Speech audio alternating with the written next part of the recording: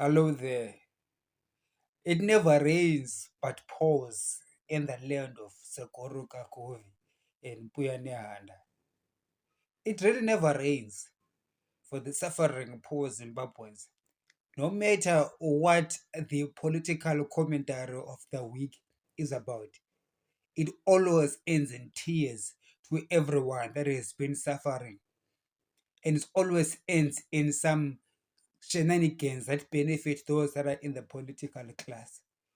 I do not know when Zimbabweans are going to catch a wake up and begin to realize that there is a great deception at play in the political class in Harare, both in the ruling ZANU-PF party and also in the Triple C.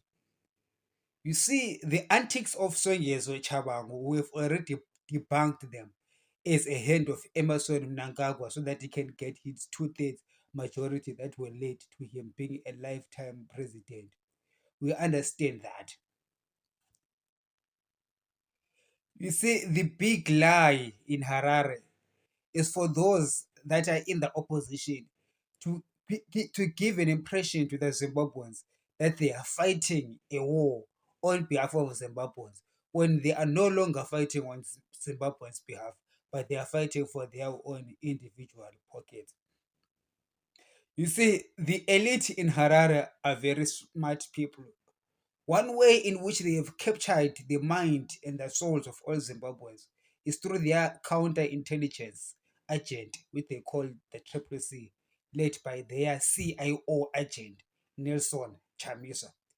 Nelson Chamisa has never in his life fought for the rights of the Zimbabweans. He is a pretend opposition leader who is nothing like Morgan Tsvangirai, who led a true revolution with a clear direction of where it is going and a clear segment of our society that it was fighting for. The Triple C, being led by the CIO uh, uh, Nelson Chamisa, its intention is to camouflage the elite in Harare. So the elite is inside the Triple C, pretending to be fighting ZANU-PF. That's why you never see a real change. It doesn't matter whether we go for elections or for by-elections. The whole noise is about elections. And it's got nothing to do about the economy. When was the last time you heard Chamisa talk about the economy? The last time you heard Chamisa talk about job creation? Oh, for example, what Julius Malema does in South Africa, where he goes and fight for somebody, maybe some people are being unfairly treated somewhere else. The EFF rises up and fights for these people. Have you ever seen the Triple C fighting for any group of people? For example, people whose minds are taken away because they're not connected to ZANU-PF. Have you seen Nelson Chamisa and Triple C going to fight for the rights of those miners or anybody, whether it's a farmer or any business person whose business is taken away from them by CIOs? Have you ever seen Triple C and Nelson Chamisa fighting for those people? No. They're always waiting for elections that they lose, that they contest sometimes or do not contest. It is all about them. Positions, positions, positions. Professor Ngobe, Westman Ngobe, Tendai Biti, Songezo Shabangu. It's all about positions, positions. Who has got the legal right to have this position or that position, and the whole thing has got absolutely zero to do with the people.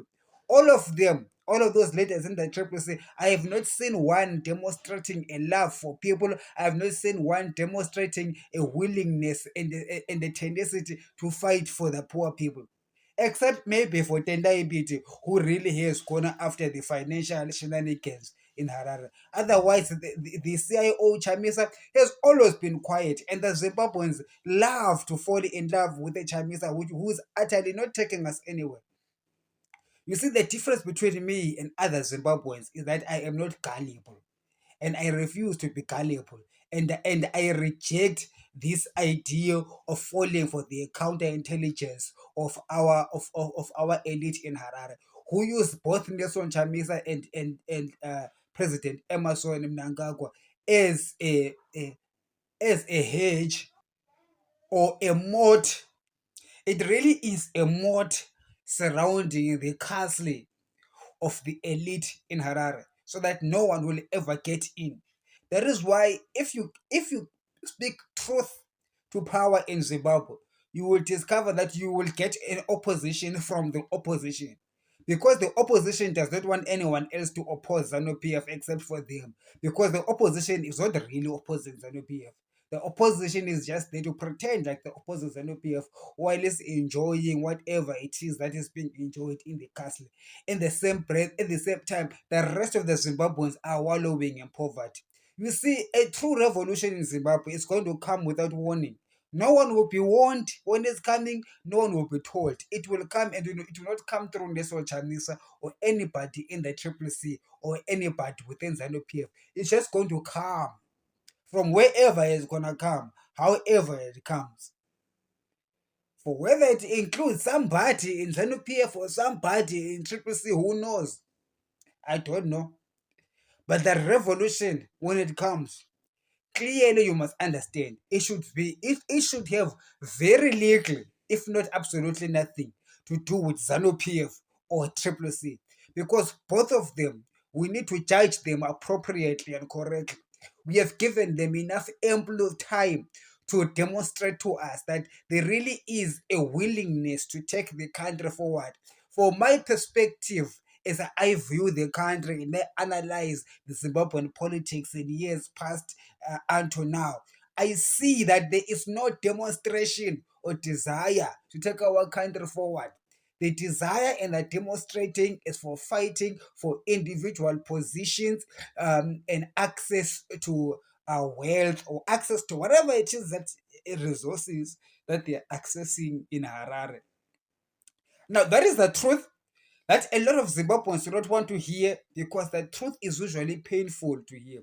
Because once you tell people the truth, it's almost as if I'm attacking their ego. It's almost as if they feel this betrayal is is is a reflection of their failure of judgment.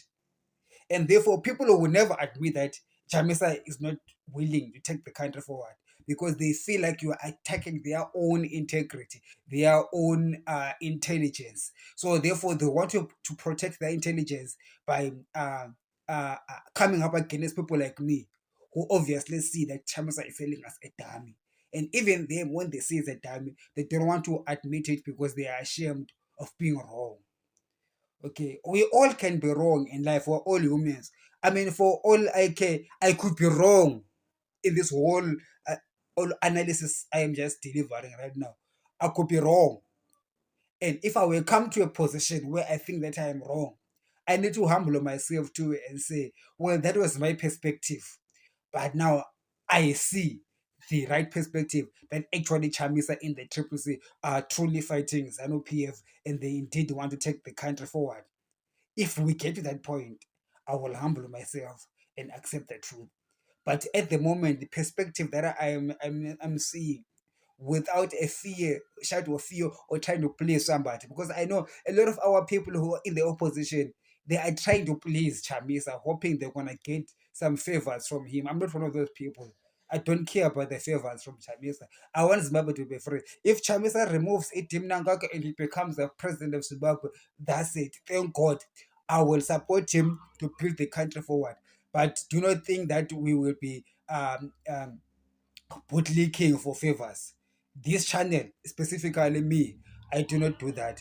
I love the country, and I feel like in order for our country to go forward, we need to be very truthful as Zimbabweans. All right, because I have noticed that truth is lacking in many Zimbabweans. People complain about corruption in ZANU PF, but we as individuals, we lack truth. Okay, we need to be sincere with what we actually want, and and to approach this politics from a righteousness point of view, and to deliver a message of justice, and to fight oppression instead of fighting the current oppressor, so that we can repress, so that we can replace them with a different version of repression. So it is important for all of us to note that as we're fighting this war against ZANU PF, for ZANU PF is having a field day, because it knows that at the moment nobody's going to replace it, because the people that claim to replace ZANU PF themselves are not demonstrating any tenacity to really get the country going forward.